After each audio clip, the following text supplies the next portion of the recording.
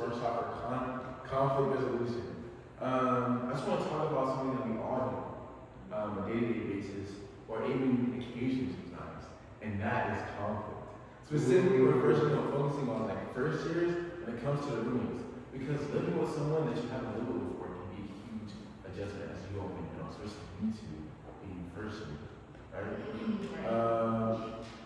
Yeah, the goal of this workshop is not to eliminate conflict, but to show you guys how to handle it in a healthy and a productive way.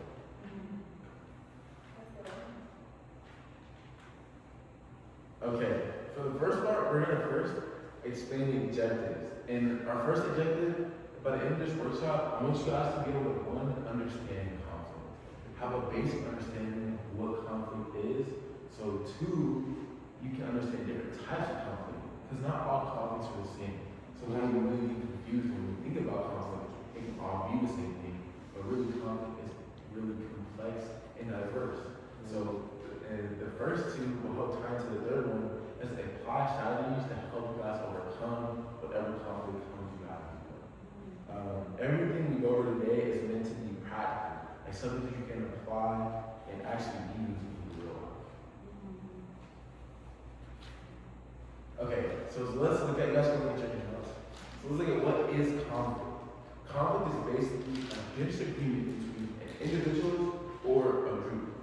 But here's the important part. Conflict isn't always bad.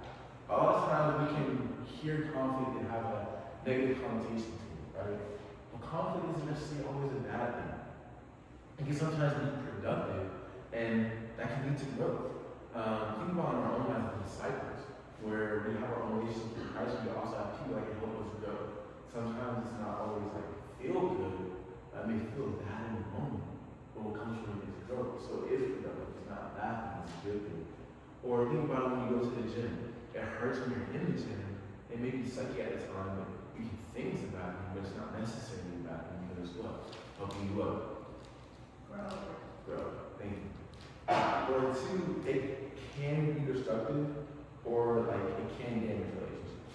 Because yes, conflict is a bad thing in some scenarios, but it's not always a bad thing.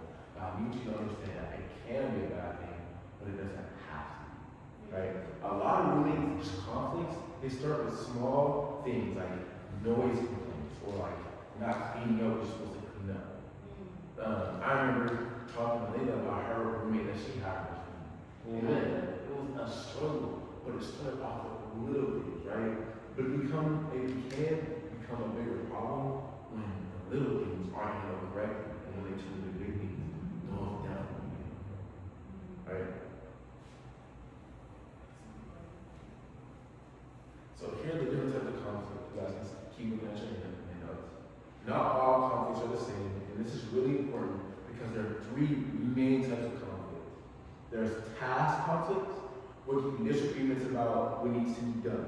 For example, sometimes in our houses, especially, I know mostly girls, guys don't like touching garbage because it's nasty. Right? And our princesses here, we don't need to be touching the garbage. But some people can really come in conflict with our roommates. It's like, dang, I'm not trying to take out the trash. You do it. And sometimes you can be pointing the finger at her, and she can be pointing the finger at her. It can be a whole different situation because like, you guys don't agree on the task at hand. Right? That can be something complicated. Or another thing is there's process conflict, which can be disagreements about how things are done. For example, when it comes to like how you want things organized in your room.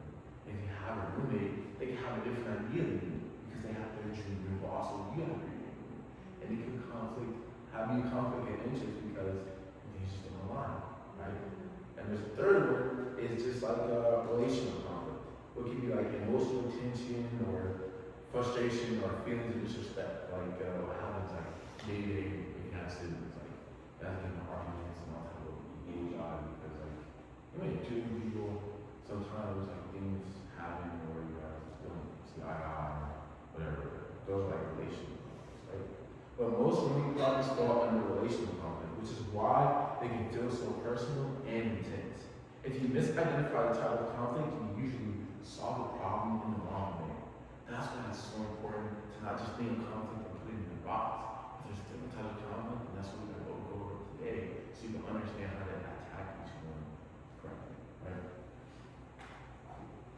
So let's look at the causes of conflict. So the conflict usually doesn't just come out of nowhere. Common cases, it's like a miscommunication on one or two both ends, or it can also be stress, like someone's stressed out and it leads to something else that doesn't actually need to be, or someone can misunderstand it like as a person, but really it's just that person going through a lot. Or it can be just assumption, like I say something in a Layla type of way, and she just assumed I matter or something crazy, but it's not. She's assuming it, right? Or you can get mad at her because her body language seems off, because she's like having a rough day, but you assume she's just mad, right? Or it could be role confusion, or it could be like, for example, like say it's like taking out the trash or washing dishes or different type of chores or something like that, and you think your roommate's supposed to do this, but your roommate thought she was supposed to clean, like sweep and mop or whatever, and then she thought that's supposed to be you, but it's just confusion of roles, right? A lot of times we have people assume the other person should just know what the other person wants, and that's where a lot of times things go wrong.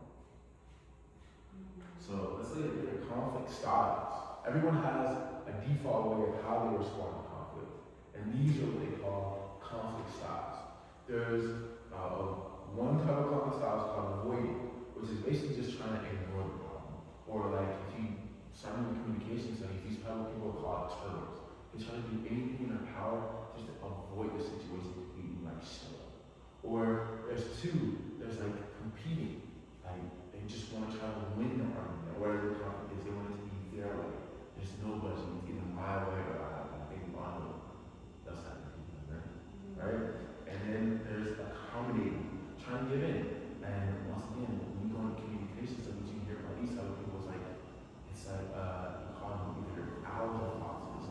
Owls are people that figure out ways for long-term solutions. It may be uncomfortable or whatever, but then it's going to work long term. Other people are foxes. And foxes are people that try to get something done quick. It may not last long term, but get the situation dealt with now. But there's also compromising, a meeting halfway. And that's what we really should try to do. Work together to find something that works for both people, not just one. And those are the people that are called owls, right? Because they're not just thinking about something now, just for them, just for the other person, but it's for both parties to work it out long term. And then the last one is collaborating, which is working together to be a winner and just kind of get tied in. Reference you guys' handout here. If you look at your handout, you'll see the same styles listed. Here's the key takeaway. There's no perfect style for every situation, but for roommate relationships, collaboration is usually the best one because it builds long-term trust. Do you all agree? Yeah. Cool. Yeah. So now we're going to look at the best approach. And the best approach in general, especially for a lot of situation when it comes to roommates, but especially you two for the first years, is collaboration. Because collaborating creates a win-win mindset. For example, if we all live together, it's not going to be you trying to get up on her or she trying to get up on you. It's you trying to work together to make sure the environment is safe and healthy for both of us. Alright? Instead of thinking, I need to win this argument, we start to think, how can we both walk away from this feeling respected and heard? And this is where relationships can actually get stronger instead of grow weaker in conflict. Now let's talk about a simple 5-step process you can actually follow when conflict happens. And you guys can look at your handouts and see, you got to find yourself in as well. You'll see the exact model of your handout you see on the screen. Step 1 is identify the issue. When something comes up, you actually try to go after seeing what the real issue is at hand. Instead of assuming or thinking the other person thinks what you want, you address the issue that is at hand together, right? Once again, not trying to come at the other person or whatever it may be, but you try to collaborate to figure out the best solution for both parties. 2, you listen. Don't just try to talk to get what you want over it. Talk. You want both people to hear. You want both people to feel like you're being heard. Because I know when you get into arguments or conflicts, if someone's cutting you off and you can't really understand what the other person is saying, or you feel like the other person is not trying to understand you, you can only make the situation worse. It's like, dang, I need you to understand where I'm coming from, especially if I'm trying to understand where you're coming from. So this has to be a both parties have to listen, take turns. You guys have to clarify. And once again, it has to be a thing of both want the situation to be better. You have to speak clearly and like don't try to hold anything back and make it hurt someone's feelings in the moment. Or it's going to be long term. Just create better relationships for you guys and a better and healthy environment so you guys know how to move forward, right? And the fourth thing is right? Compromising and finding a win-win solution for both of you is going to help you guys long term. Not just focusing on the little things or focusing on the little uncomfortability things, but we both start to sacrifice and meet in the middle of certain things that you may not want to do. That's when you start to build your relationship in a more healthy, stable environment. And the last one is agree on action. Don't leave until something is actually agreeable. Because a lot of times when we get into arguments or conflict, we may think the other person understands what we're saying, but we don't confirm it. So we go about it how we think that the other person should understand because it's the way we want it. And then it leads to another conflict because we didn't actually sit down and agree on what the steps forward should be. So last one should be not just meeting in the middle, but actually agreeing on what each party should do and how we should both go about it. For example, instead of saying to someone in your roommates, say like you two are roommates, right? Again, instead of like saying she's loud all the time, like you're always so loud. You can say like I get frustrated when it's loud, and especially when it's late at night because it affects how I sleep. And that small change instead of coming past someone and just letting them know how you feel, right? That small change is everything in the other person's perception of how you feel, right? And last part we're going to talk about communication tools. And these are the two most important skills there are. And the first one is active listening. This means you're not just trying to hear the person, but actually trying to understand them, right? Instead of like trying to just whatever, just like let it go and make sure you're asking questions. Make sure you're also shows that you care. And make sure when I finish talking, we can paraphrase and give them a little recap of what you learned and what you learned. Because no one cares about what you want to talk about, and what you want to give both sides to know that you care and you actually want to comment on anything instead of one side thing. That's what you can learn and grow and have a relationship, right? And the second one is called I statements, right? Instead of blaming, you focus on your feelings. I feel blank, or I feel blank when blank because blank, right? This reduces defensiveness and keeps the conversation productive. Again, these are all in your handouts, so you can use them later.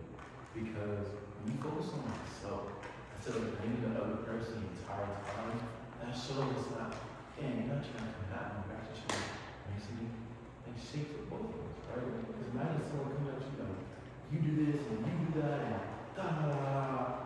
Or versus like, how would you feel? Like, man, I feel this and da da da. It's not just blaming, it's trying to explain, right? So now we're gonna go to an activity. We're gonna take 5 to 6 minutes to actually practice what we're learning. So look at you guys' handouts. You'll see an activity scenario. And here's the situation. I want you to get in the pairs of twos and I want you to ask role play. One roommate feels the other isn't putting in effort, and the other feels overly criticized. So pair up, pick roles, and use 1, active listening skills, 2, I statements, and 3, collaborate on how you actually move forward. We'll take about 5 minutes to do so, and we'll read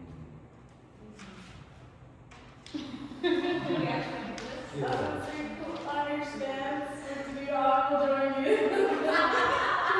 So basically, we're roommates. One feels like I'm putting too much pressure on you to do stuff around the house, and the other feels like what? Like because I'm like, not saying I that don't roommate isn't putting in any effort, and the other one feels like you're being overly critical. Yeah, all the techniques are all here. I feel statements. So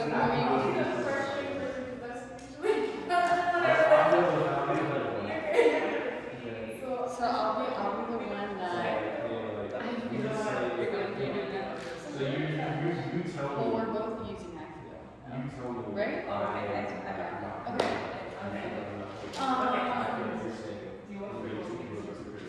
I just feel like whenever I get home and like just the house is a mess and I feel like I clean up after myself. But sometimes like I've been around for a long day and the house just looks like a mess and I can't like be comfortable even in my house. It's not just on me that I try to like up and on myself too, but we also live with 5 other people, and they just don't do the dishes, and I feel like I'm more thoughtful when I get home so late. I know it's from work where you get home really late, and we just like go to sleep early and get up early, and kind of hard to hear a whole bunch of noise and wake us up. The thing is that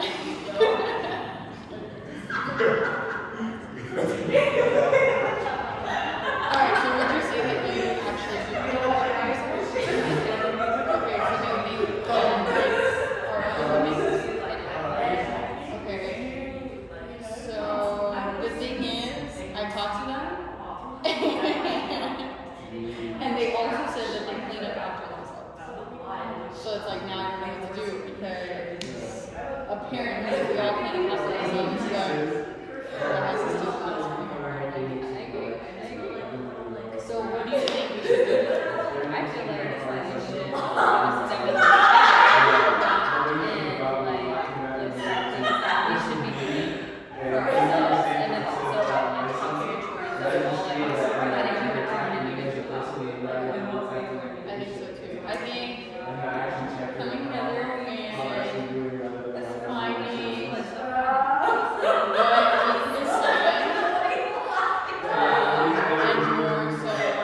possible expectations of like what the house should look like every day at the end of the day. Like really helps make sure that everyone is doing well.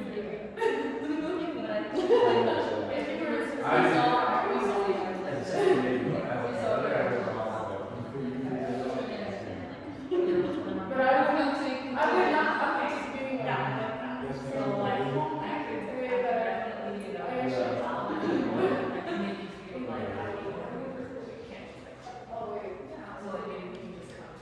Yes, Mr. I actually listen.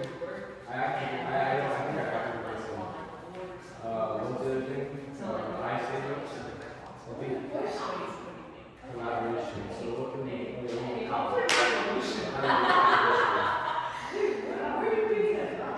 You're gonna wait for your promise. come on, TT.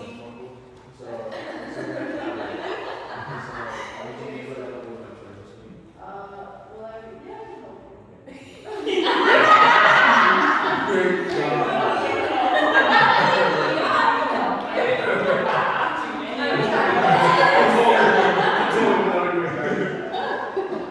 Alright, I thank you guys for participating, giving your full effort into your action, and we hope this is really hope. I want to ask you guys a couple of questions.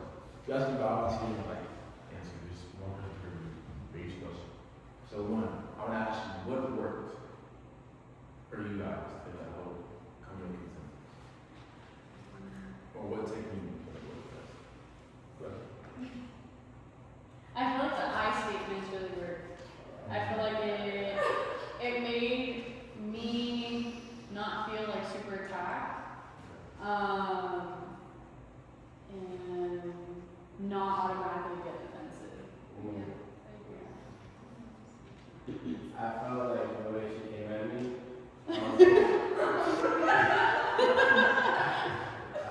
I can actually say what I wanted to say without feeling judged. We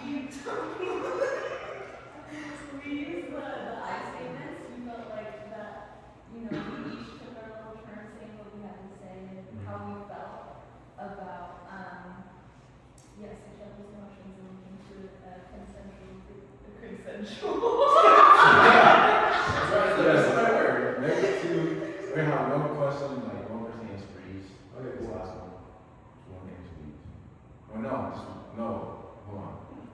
person out of everybody is going to answer for the next one. So what do you think was the most difficult? Actually, having to bring up Having to be official, so anyone else? I think honestly just being patient and not like letting like my emotions just like take the lead. Like oh, go ahead. No, you go ahead. Moving on.